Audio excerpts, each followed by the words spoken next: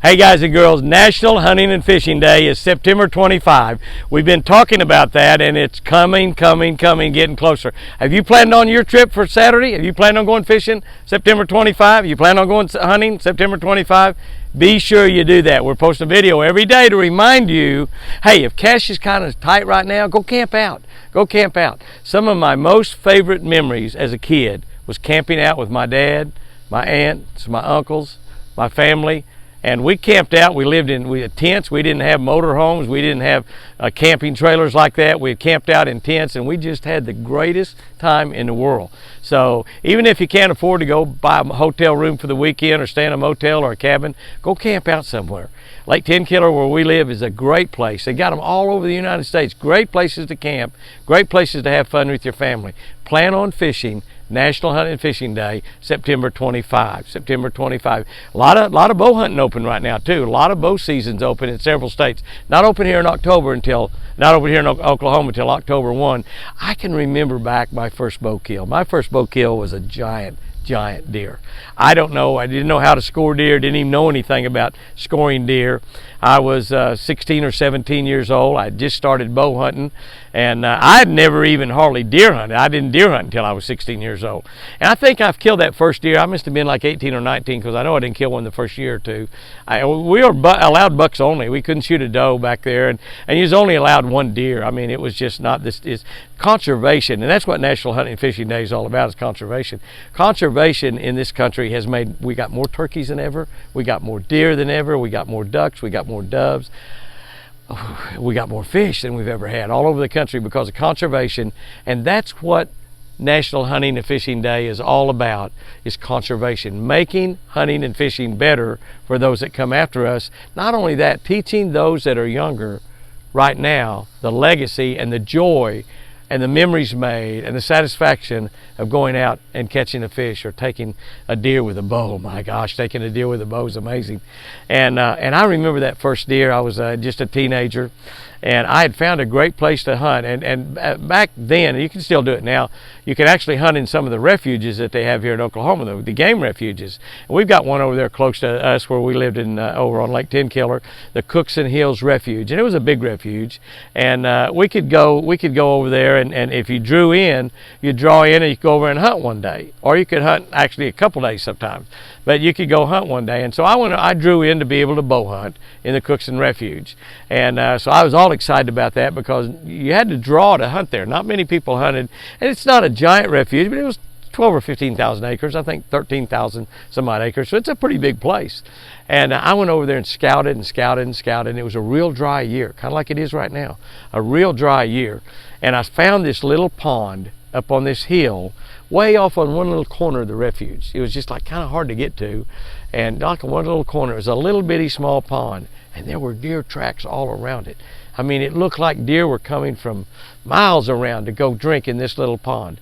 And so I got over there, and we didn't have fancy deer stands like we have now. We didn't even have a deer stand you could buy and hang up in a tree or anything. All we did is we climbed up, we shinnied, we called it shinnying up a tree that day. Some of you old guys can remember shinnying up trees with your bow. And we'd shinny up in a tree, and then we'd pull our bow up in there, and we'd either stand on the tree limbs all day long. If I could find two limbs going out this way, put one foot on one on the other, and I would stand there and hunt all day long. If I could find a tree that had a little bit of a saddle or something in it where I could sit down on a limb or something, I could stay there from daylight till dark. I could stay, and I did many times. But I found this pond. I knew it had to be a place to kill a really big buck. And remember, bucks only. We weren't even allowed to shoot a doe. So I get over there well before daylight, 30, 40 minutes, an hour before daylight, and I walk up there, and I get in that pond, and I crawl up that tree. And the pond is small.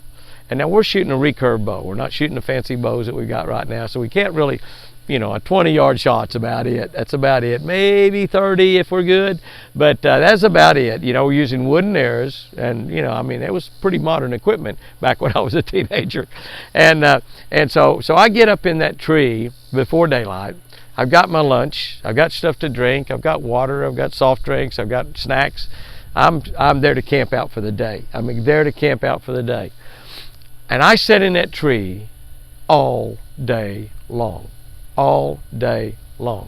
I have a few does come by, not one single deer that's got anything sticking up off the top of his head. Not one, not one. And I sit there all day long. And we get into the late evening, and I didn't really understand anything about Sept tables or anything, but along about a certain period of time, I began to hear a lot of birds start chirping. And I began to see squirrels moving around. And pretty soon I had a doe and a fawn come up to the pond. And they come up there and drink water right just like 10 or 15 yards away from me. And it's so exciting. My heart was just pumping like crazy. And I'm looking back behind because I'm thinking there's got to be a buck following that doe. And there wasn't. There wasn't. But, and the woods just absolutely lit up. Noises, every bird was chirping. And what was happening, it was a major feeding period. The Sept tables. I didn't understand them, didn't know anything about them back then. I just knew that, boy, everything's alive in these woods. And I had sat in that tree all day long, mostly stood, mostly held that bow all day long, waiting for something with horns to show up. I wasn't looking for a big buck. I was looking for any buck. I was looking for something with horns. A little spike had showed up, I'd have been the happiest hunter in the woods, I promise you. Anyway, this goes on for about 30 minutes, and the activity gets louder and louder and louder, and I'm sitting in that tree thinking, I'm the luckiest kid in the world just to be here. And I get thinking, I don't even care if a deer comes by. This is great. And more does showed up, and more fawns, and does, and fawns, and birds, and squirrels, and just everything was just, and doves would fly in there and go down there and get them a drink of water. And then all of a sudden, everything stopped. And it got dead quiet, and all the squirrels ran away, and the birds flew away. And there wasn't a chirp, there wasn't a sound. And I thought, what happened? Did the world end? What happened? And I looked, and here come some horns through the woods. And this big buck, the biggest buck I'd ever seen in my life, the biggest buck I'd ever seen in my life, comes walking through the woods, just steady, stops and looks around, takes 10 steps, stops and looks around. And when he approached, he was the king. He was the king. He was the buck king, not the lion king, the buck king. Everybody else is like parting the waters. And he walks up toward that pond, and I'm shaking, and I've got my bow in my hand, and I'm shaking. And he walks up, and he stops 15, 18 yards, broadside, right there, right there. And I'm 20 some odd feet up in a tree, and he doesn't have a clue that there's anybody around. He's walked up to the pond to get his drink for the evening. And I drew back and I shoot. And the deer jumped and run over in a little patch of woods on the other side of the pond. I could see him through the woods, standing there, not like he was even hurt. And I looked down there, and I saw my wooden arrow laying on the ground, and it was coated in blood. So I thought, I hit the deer. I hit the deer. And so I watched over there, and pretty soon he started coughing. When he started coughing, he started running. And he didn't run 20 yards. It was a center punch right through the heart. I don't know how big the deer was. I'm thinking 150 score plus. We didn't know anything about scoring deers back then. But it was a 12 point, and he was huge, just giant. And I talked my dad into mounting that deer for me, and we sent it to a taxidermist over in Fort Smith. And as sometimes that taxidermists do, and I don't want to throw any rocks at taxidermists because I know several that are good friends or good, honest people, but I never got that deer back. And I kept calling the taxidermist, calling him. And as I understand, sometimes when a really big giant trophy deer, a taxidermist will sell that deer for somebody for quite a bit more money than what it costs to mount it. And they'll go, some rich guy goes and puts it in his house and tells all his buddies he killed this big deer, I guess. I don't know. Why would you want to mount somebody else's deer? But I understand it happens. I didn't know that, man. I didn't have a clue. And this goes on for a year and a half, and I don't get my deer back.